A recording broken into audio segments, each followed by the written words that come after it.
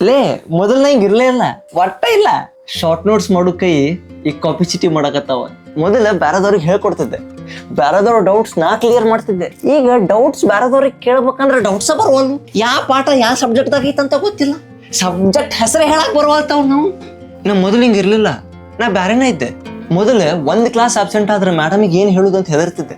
ಈಗ ನಮ್ಗೆ ಸಬ್ಜೆಕ್ಟ್ ಹೇಳು ಮೇಡಮ್ಗೆ ಗೊತ್ತಿಲ್ಲ, ನಾ ಈ ಬ್ರಾಂಚ್ ಅಂತೇಳಿ ಅಷ್ಟು ಕ್ಲಾಸ್ ಆಬ್ಸೆಂಟ್ ಆಗೇನಿ. 30 ದಿನದ ಮೆಡಿಕಲ್ ಸರ್ಟಿಫಿಕೇಟ್ ಹೋಯ್ತು, ಎಕ್ಸಾಮಿಗೆ ಎಲಿಜಿಬಲ್ ಆಗತ್ತಿಲ್ಲ. ನಾ ಮೊದಲು ಹಿಂಗ ಇರ್ಲಿಲ್ಲ, ನಾ ಬ್ಯಾರೇನ ಇದ್ದೆ. ಮೊದಲು ಫಸ್ಟ್ ಬೆಂಚಿಗೆ ಹೋಗಿ ಜಾಗ ಹಿಡಿತಿದ್ದೆ. ಈಗ ಲಾಸ್ಟ್ ಬೆಂಚ್ ನಂಗೆ ಜಾಗ ಇಲ್ಲ ಅಂದ್ರೆ ಆ ಕ್ಲಾಸ್ ಕುಂದ್ರುದಿಲ್ಲ, ಬಂಕ ಹೊಡಿತೀನಿ. ನಾ ಮೊದಲು ಹಿಂಗ ಇರ್ಲಿಲ್ಲ, ನಾ ಬ್ಯಾರೇನ ಇದ್ದೆ. ಮೊದಲು 92% ಮಾಡಿದ್ರೆ ಇನ್ನು ಉಳಿದಿದ್ದ ಅಷ್ಟು ಪರ್ಸೆಂಟ್ ಎಲ್ಲಿ ಹೋತು ಅಂತ ಮರತಿದ್ದೆ. ಈಗ ಬರೀ ಪಿ ಪಾಸ್ ಅಂತ ಬಂದ್ರೆ ಸಾಕಾಗೈತಿ. ನಾ ಮೊದಲು ಹಿಂಗ ಇರ್ಲಿಲ್ಲ, ನಾ ಬ್ಯಾರೇನ ಇದ್ದೆ. ಮೊದ್ಲು ಎಕ್ಸಾಮ್ ಬಂದ್ರೆ ಸಾಕು, ಹೊಸ ಪೆನ್ಸಿಲು ಸ್ಕೇಲು ಇರೇಸರು 2 ದಿನ ಮೊದ್ಲೇ ರೆಡಿ ಇಡ್ತಿದ್ದೆ. ಅವನವ್ನು ಮದ್ವೆಗೆ ರೆಡಿ ಆದಂಗೆ ಹಾಕಿದ್ದೆ ಎಕ್ಸಾಮಿಗೆ. ಈಗ ಎಕ್ಸಾಮ್ ಹಾಲಿಗೆ ಹೋಗಿ ಕೇಳ್ಬೇಕು, ಬೈ ಸ್ಕೇಲ್ ಪೆನ್ಸಿಲ್ ಪೆನ್ ಬಿಟ್ಟು ಬಂದೆ. ನೀವೇನು ಅನ್ರಿ, ನಾ ಮೊದಲಿದ್ದಂಗೆ ಈಗ ಒಂದು ಸ್ವಲ್ಪ ಇಲ್ಲ. ನೀವು ನಿಮ್ದೇನು ಕತಿ?